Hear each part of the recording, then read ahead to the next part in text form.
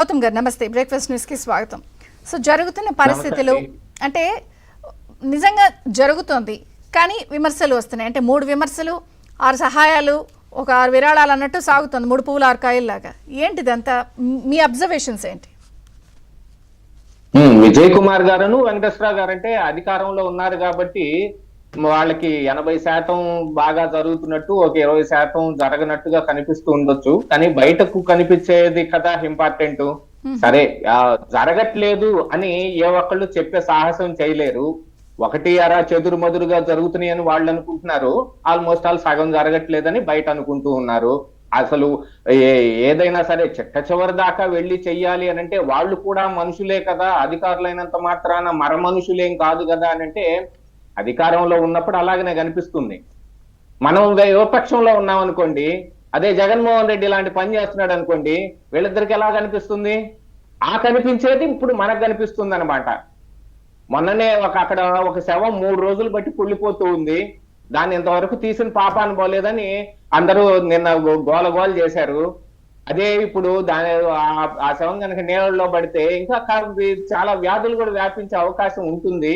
ఇట్లాంటివన్నీ కూడా చూసుకోవాల్సిన అవసరం ఉంది. సీఎం గారు ఈ బుల్డోజర్ ఎక్కో ప్రొక్లైనర్ ఎక్కో లోపలికి వెళ్ళగలుగుతున్నారు అని అంటే, ఆయన 75 సంవత్సరాల్లో ఆయనే వెళ్ళగలుగుతుంటే మరి అధికారులు ఎందుకు వెళ్ళలేరండి? ఇప్పుడు ఇంకొక విషయం ఏమిటంటే, ఆక్రమణలకు గురయ్యాయి. న్యూ రాజేశ్వరి నగర్ ఎక్కడి నుంచి వచ్చింది అని అంటే, ఆక్రమణలు ఈ రోజున కొత్తగా ఏదో జగన్మోహన్ రెడ్డి అధికారంలోకి వచ్చినప్పుడు గురైనవి కాదు. ఉమ్మడి రాష్ట్రం దగ్గర నుంచి నా చిన్నతనం నుంచి ఆక్రమణలే ఉన్నాయి విజయవాడ నిండా. విజయవాడలో దాదాపుగా సగం వంతు ఆక్రమణలతోటే అది పెరిగింది. అలాంటప్పుడు అక్కడ సహాయక చర్యలు చేయాలి అని అంటే మరి ఇక్కడ ఉన్న యంత్రాంగంతోనే చూసుకోవాల్సిన అవసరం ఉందా? కేంద్రం సహాయం కోరుకోవచ్చు.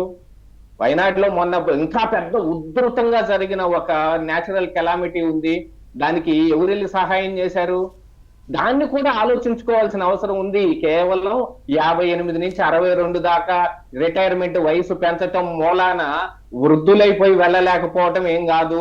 కుర్రాళ్ళు కూడా చాలా మంది ఇంకా ఉద్యోగాల్లోనే ఉన్నారు. ఇదే కాకపోతే పారామిలిటరీ ఉంది, వేరే అవకాశాలు కూడా చూసుకోవచ్చు. రాష్ట్రం మొత్తం మీద ఉన్న ఉద్యోగుల్ని తీసుకొచ్చి పెట్టొచ్చు. ఎట్ ఎనీ కాస్ట్ చిట్ట చివరి వరకు జరగాల్సిన అవసరం ఉంది. ఒకటి జరగకపోయినా జరగలేదని అంటారు. 99.99% పూర్తయిందనంటే ఆ పాయింట్ 0.01% ఏమైందని అడిగే అవకాశం మరి మా లాంటి వాళ్ళకి లభిస్తోంది కదా. తప్పు కదండి సార్, మీరే చెప్తారు 99 జరిగి ఒక జరగకపోతే మేమేం చేయలేము, తప్పు కదా. మీరు కూడా మాట్లాడితే ఎట్లా? మీరు ఒక అనలిస్ట్ గా వచ్చినప్పుడు ఆ విధంగా మాట్లాడచ్చా? తప్పు కదా. ఒక్క నిమిషం ఆగండి, చెప్పండి. మీరు ఇందాకేదో చెప్పారు 70% మంది బాగానే పనిచేస్తూ ఉన్నారు, ఆ ఉన్న ఒక 20% ఇప్పుడు కూడా ఇన్ఫర్మేషన్ ప్రకారంగా అయితే, మాకు వస్తున్న ఇన్ఫర్మేషన్ ప్రకారంగా అయితే చాలా మంది ఈ రోజుకి కూడా 70% మంది జగన్మోహన్ రెడ్డికి అనుకూలంగా పనిచేస్తున్న అధికారులు ఉన్నారు. మన రాజకీయాలు మాట్లాడలేదు, నేను రాజకీయాలు మాట్లాడలేరు. నేను రాజకీయాలు మాట్లాడలేదు, నేను రిలీఫ్ మెజర్స్ గురించి మాట్లాడుతున్నాను. రిలీఫ్ మెజర్స్ గురించి మాట్లాడుతున్నాను. నేను రాజకీయాలు మాట్లాడితే చాలా మాట్లాడతాను సార్. నేను రాజకీయాలు మాట్లాడితే చాలా మాట్లాడతాను సార్. నేను జగన్మోహన్ రెడ్డి గురించి మాట్లాడుతున్నాను, ఆయన గురించి మాట్లాడితే 100 మాట్లాడతాను. ఆయన only talking about relief measures.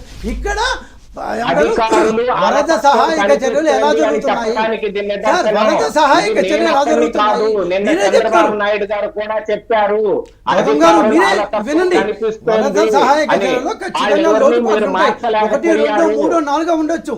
దాని ప్రకారం ఏమి జరగలేదు, తప్పు కదా. దాంతో పాటుగా ఒక్క నిమిషం, వారి పాయింట్ ఏదో ఫినిష్ చేసి ఆన్సర్ చేద్దరు కానీ విజయ్ గారు ఒక్క నిమిషం. సార్ గౌతమ్ గారు మీ పాయింట్ ఫినిష్ చేయండి, నేను క్రాస్ చేస్తాను. దాంతో పాటుగా ఏంటంటే ఇప్పుడు యాక్చువల్ గా ఏంటంటేనండి, ఇప్పుడు ఈ అసహనం నేను ప్రదర్శిస్తోందా, లేకపోతే సోషల్ మీడియాలో వైఎస్ఆర్ కాంగ్రెస్ పార్టీ నాయకులు